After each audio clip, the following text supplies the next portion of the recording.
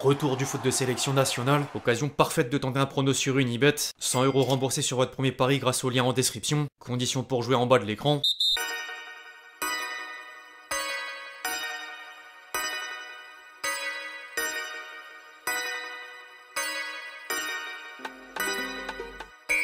L'équipe, j'espère que vous allez bien aujourd'hui. Nouveau 5, au programme du jour, sans surprise, un bilan du week-end dans les 5 championnats majeurs, dont la 7ème journée de Ligue 1, un détour du côté de Madrid pour revenir sur les mots forts de Rodrigo dans un entretien chez As, une séquence équipe de France entre l'arrivée des Bleus à Clairefontaine, la nouvelle discorde avec le PSG et la fuite du maillot en vue de la Coupe du Monde 2026, les nouvelles infos autour de la Super League, avant de conclure en image par la compile de buts traditionnelle. Bref, on va sans plus tarder rentrer dans le vif du sujet, mais juste avant les amis, je vous demande un service, le même que d'habitude, à savoir évidemment lâcher votre plus beau like. Vous savez à quel point c'est important sur YouTube, merci vraiment à tous ceux qui le font, vous êtes les boss.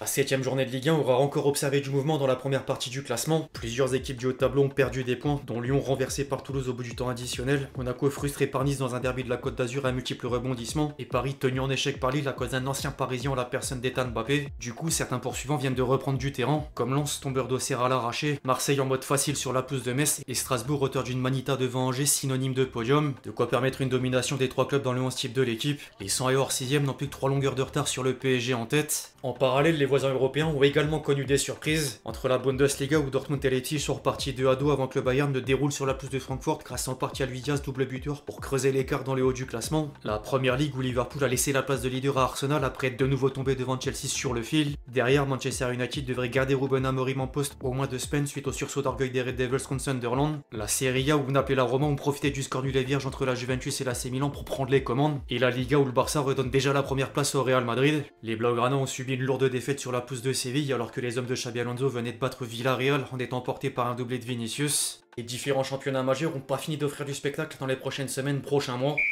En parlant du Real Madrid, la presse espagnole parle toujours de tension au sein du vestiaire madrilène. Après Vinicius et Valverde, Endrick est désormais concerné par le dilemme d'un départ en prêt au mercato hivernal, question à laquelle pourrait aussi être confronté un certain Rodrigo. La star brésilienne vient d'ailleurs d'évoquer la situation dans une interview chez As. Il est sûr de ce qu'il veut, mais tout est a priori possible. J'ai traversé une période difficile sur le plan personnel, je suis resté longtemps sans parler à personne, c'était une période très difficile, j'étais pas bien ni physiquement ni mentalement. Il y a toujours des offres, je vais pas mentir, mais j'ai toujours fait savoir au club que je voulais continuer à réussir ici, encore plus que je ne l'ai déjà fait. Tant que Madrid me veut, je serai toujours là. Si un jour le Real me dit Rodri trouve une équipe, je dirais ok, mais ça n'est pas arrivé. Le club m'a toujours dit qu'il comptait sur moi. Les gens spéculaient car je restais silencieux, mais je savais ce que j'allais faire cette saison avec Madrid. Je préfère jouer à gauche et je suis bien meilleur sur l'aile, mais je suis toujours disponible pour l'équipe. Je m'en sors bien même si j'aimerais jouer plus. Je suis en pleine évolution, je progresse sans cesse et je suis heureux.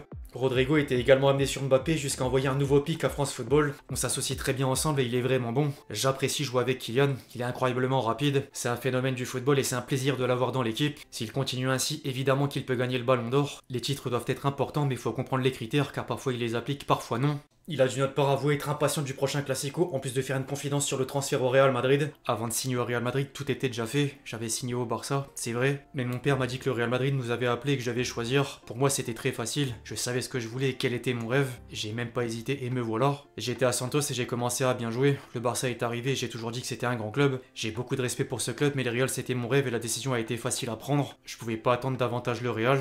On verra comment se passe la suite, notamment cet hiver. Près d'un mois plus tard, la trêve internationale est d'ores et déjà de retour. Les Bleus sont arrivés à Clairefontaine en vue des matchs face à l'Azerbaïdjan et l'Islande dans le cadre des éliminatoires pour la Coupe du Monde 2026. C'est toujours un moment particulier où sont jugés les styles vestimentaires de chacun avant d'avoir quelques changements dans la liste de Deschamps devant les imprévus de dernière minute.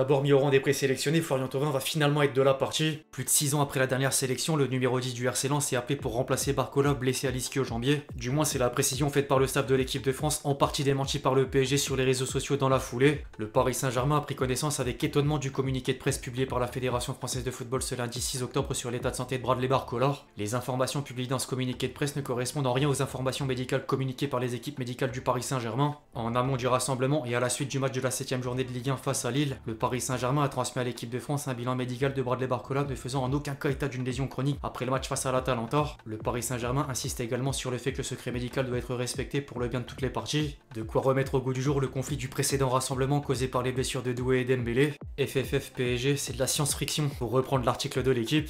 En dehors des polémiques, sinon tout le monde commence à sentir la Coupe du Monde 2026. Après la révélation du ballon officiel d'Adidas, un site a révélé le maillot de domicile des Bleus pour la compétition, que vous avez certainement vu. Nike aurait décidé de rendre hommage à la Statue de la Liberté pour célébrer les liens historiques entre la France et les États-Unis, le tout dans un graphique aux fines bandes diagonales avec un bleu royal en couleur dominante et un col blanc. Tout de suite, à première vue, je suis pas trop fan. Au contraire, en blanc pour le maillot extérieur, peut-être que le maillot serait masterclass, mais là je rejoins clairement les premiers avis partagés sur la toile. La comparaison avec le RER, X anciennement Twitter, toujours pépite. Plus sérieusement, en attendant la Coupe du Monde 2026, une autre compétition refait surface. Le quotidien catalan Mundo Deportivo rapporte que les initiateurs de la Super League ont proposé une nouvelle formule de Ligue des Champions à l'UEFA pour faire la paix. Celui-ci comprend un nouveau format à 36 équipes mais la création de 2 groupes de 18 équipes. Le premier avec les 18 meilleurs clubs au classement UEFA, les 8 premiers qualifiés d'office en 8ème de finale, le 9ème contre le premier du second groupe, le 10ème contre le deuxième, etc. Les mieux classés du second groupe devront jouer un barrage contre les moins bien classés du premier groupe pour accéder à la phase finale. Les matchs seront diffusés gratuitement avec publicité sur une plateforme de streaming ou avec abonnement mais sans publicité, et la compétition conserve le nom Ligue des Champions. Bon, entre-temps, l'UEFA a réagi à la proposition. Elle réaffirme ne pas se coucher devant le projet Super League et ne pas passer à un système fermé ou semi-fermé. Affaire à suivre. Aucun résultat officiel même si des discussions bien réelles. C'est déjà l'heure de conclure en image avec la compile de buts.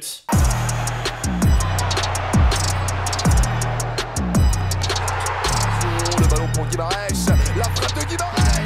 À Moïskine, la récupération, Moïskine qui rentre à l'intérieur, qui frappe.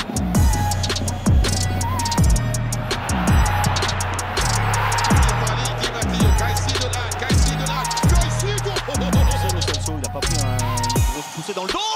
Oh le but! C'est le 4e ballon du match. Baptistel, la frappe. Baptistel. Sur la surface de réparation qui reprend. C'est un but fantastique! Enfin bref, l'équipe c'est tout pour le fact du jour, j'espère vraiment qu'il vous a plu, je compte sur vous si c'est le cas pour lâcher votre plus beau like, comme d'habitude. N'hésitez pas à réagir dans les commentaires sur tous les sujets qu'on a pu traiter aujourd'hui, puis d'ici là on se retrouve très vite sur la chaîne pour de nouvelles vidéos, c'était Lexi. Ciao ciao.